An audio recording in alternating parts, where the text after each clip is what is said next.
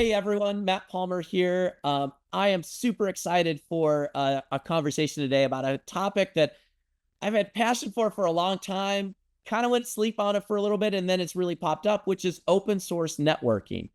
And today we've got a panel discussion to talk about SONiC networking, which has really been starting to take off over the last 3 or 4 years. It started at hyperscalers. It's now moving into the enterprise and into the service providers. And we're going to talk about how SONiC is being used within service providers and enterprises and how it's being used to solve real world problems today.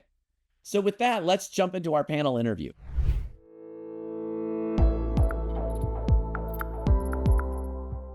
Seth, do you mind maybe sharing a little bit with our audience about the your networking environment, and then sharing a little bit about how you're using SONiC today?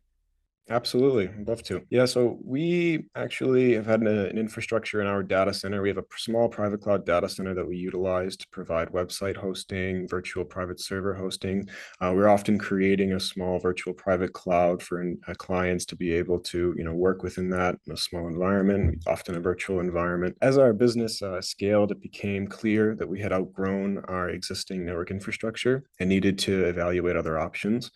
During the research phase, we hoped to adopt an open solution, as we have in various other areas of our business.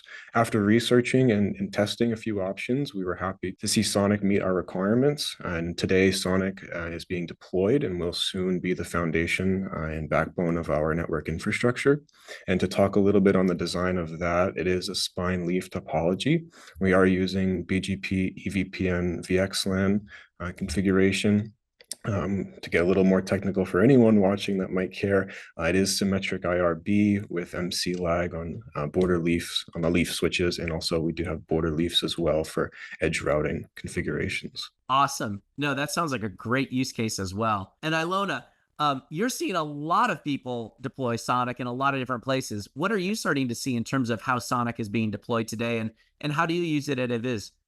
Yeah, so we enable SONiC for our customers, but we actually use it as well as a platform. Our packet broker portfolio is actually based on community SONiC, and it really shows how powerful SONiC architecture is. All right. Well, we've talked a little bit about a couple of use cases. So spine leaf, and definitely packet brokers on the enterprise. Alan, I'd love to get your perspective a bit on. You've seen SONiC both at hyperscalers and enterprises.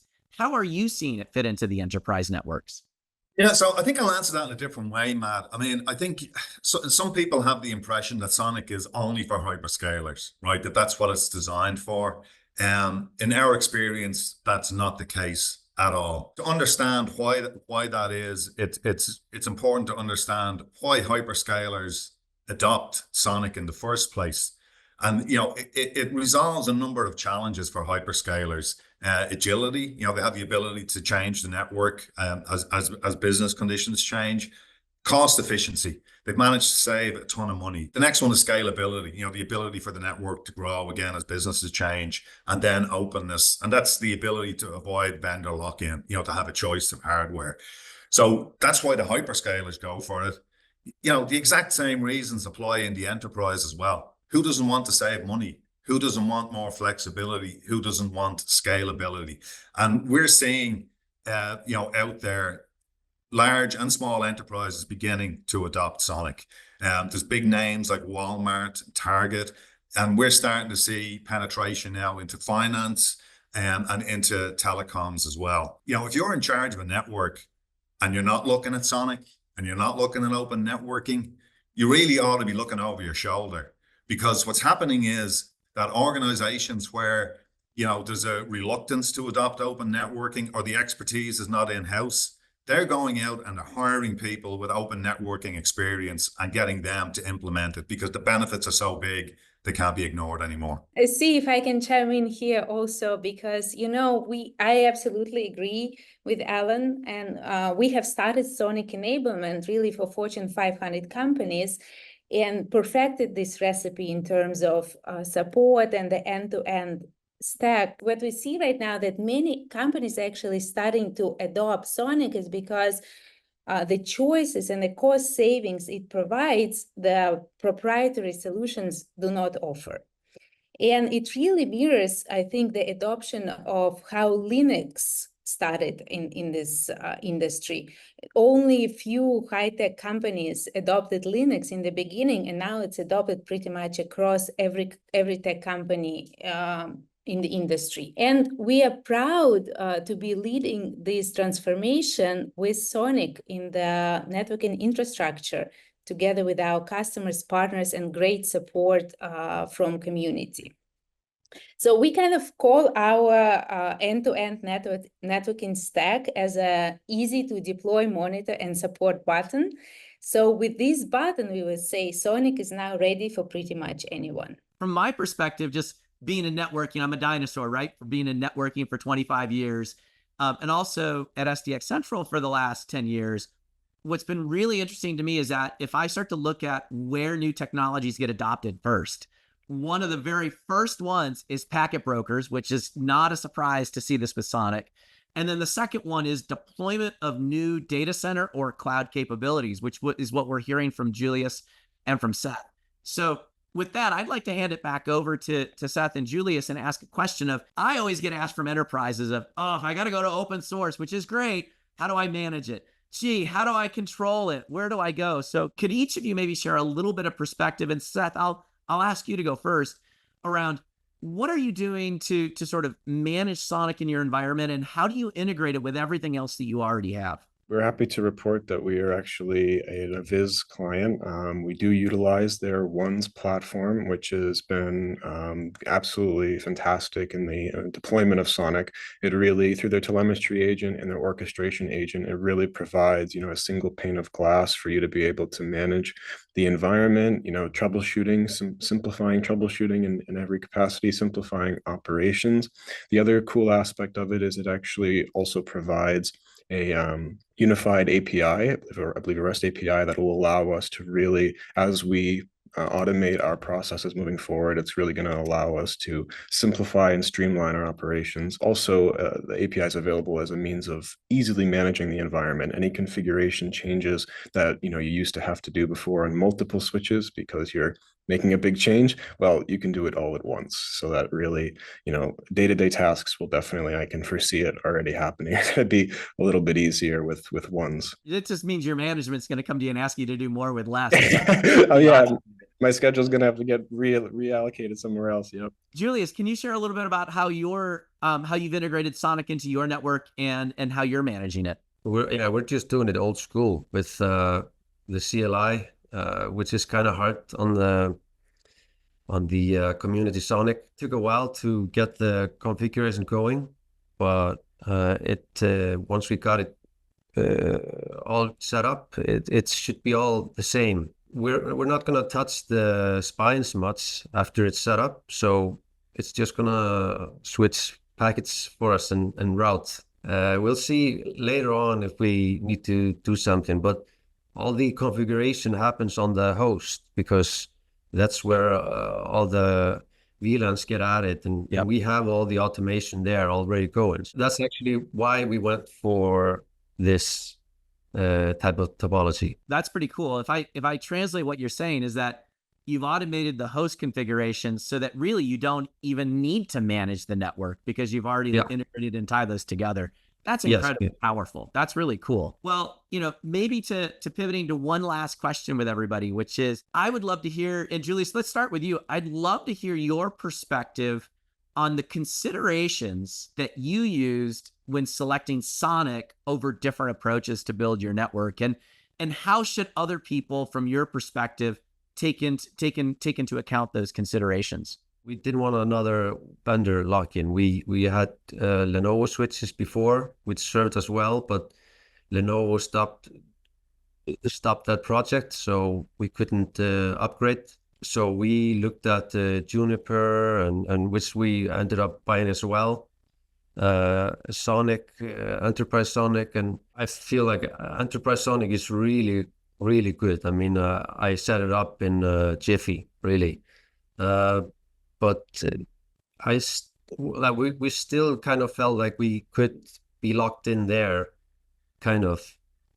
So we went with community SONiC, put in the effort to get it going. I think mainly if you're using CLI, then you should check if it fits your needs, Community Sonic. And Seth, what about from your perspective, given all of your research and how you went through the selection process, what would you recommend that other enterprises and service providers think about as they're looking at SONiC? Yeah, absolutely. I think, as Julius mentioned, the first and foremost thing is vendor lock-in, not being locked into any proprietary, protocol that a particular manufacturer may have created, or even the hardware in the event of any supply chain issues, availability, or a manufacturer not having a particular product that's required to fit a business need. So that vendor lock-in and having a standardized open network operating system really kind of making its way into the enterprises is extremely valuable. Seth, if you don't mind, I'd just like to chip in there. We really saw the benefit of that, Matt,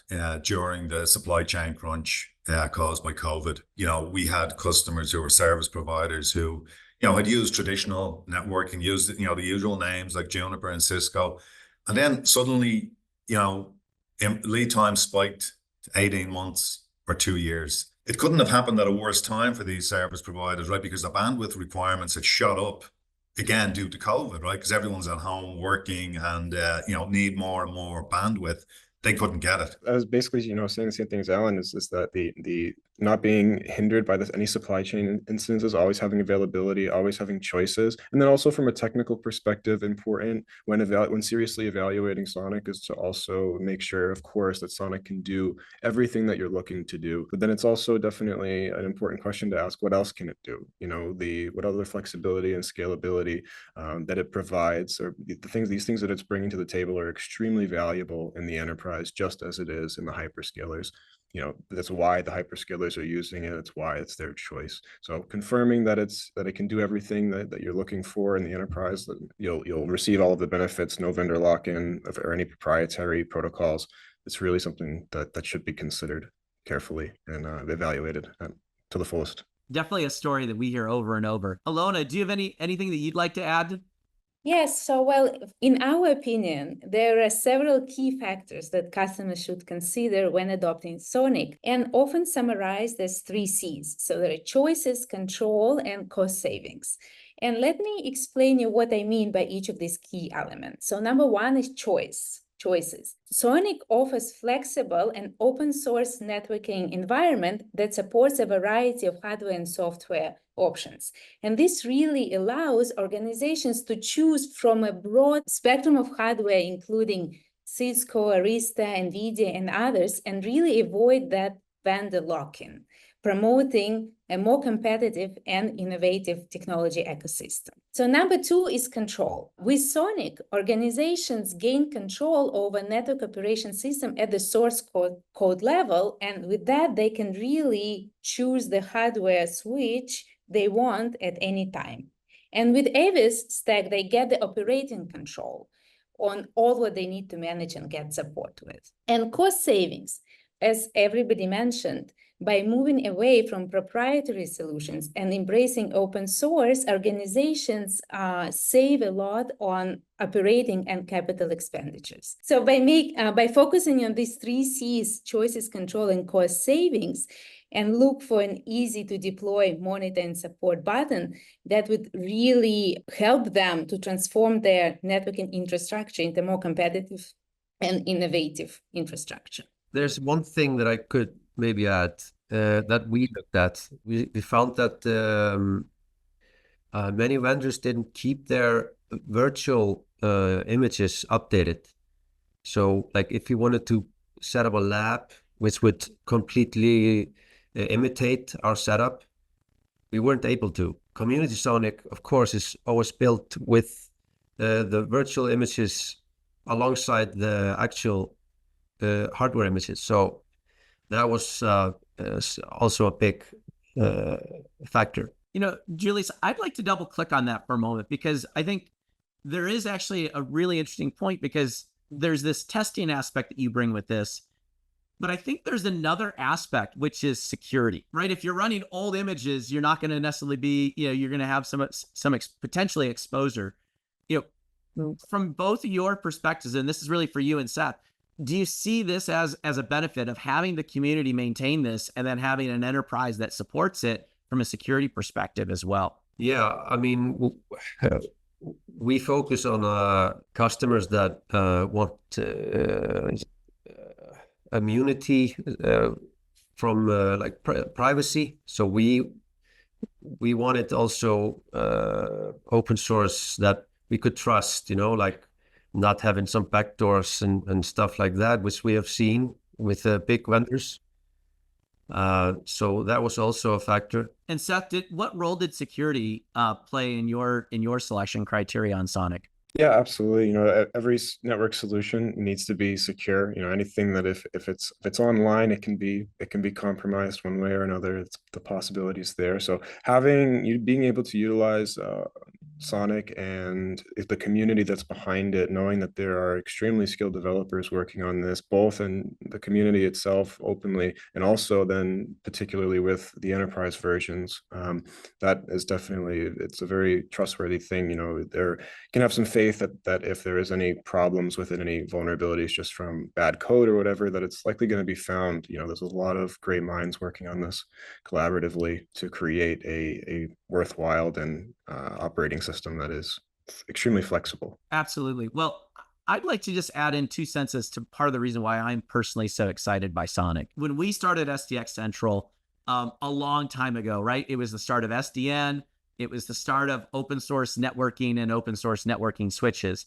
And the number one problem, and you can see my posts, go back 10 years, you'll see my posts about how the biggest risk to networking was open source, and that's different today, was that the open source networking solutions at that time were controlled by 1 or 2 companies. That really wasn't a community. The community version was delivered by the company, and the enterprise version was delivered by that community. And where I've seen, and Alona, this is why I'm so excited about AVIZ, is I look at what's happening and that it is truly a community, right? It is open. It's truly like Linux, which allows for choice. It allows for flexibility. So I sort of view this as the timing is right with the 2nd generation of open source networking. The other 2 things that I see that really excites me about SONiC, again, this is personal outside of everything else, but this is Matt's, is one, and it kind of picks up on Alan, is that it is flexibility. You're not having to be stuck waiting for some particular item from some particular person or company.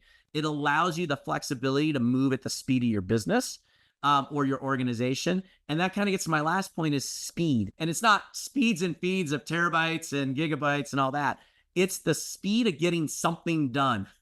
And the speed of having an impact. And that's what has gotten me so excited about the 2nd generation of open source networking and SONiC specifically and what's going on. With that, I would like to thank all of our panelists, Alona, Alan, Julius, and Seth.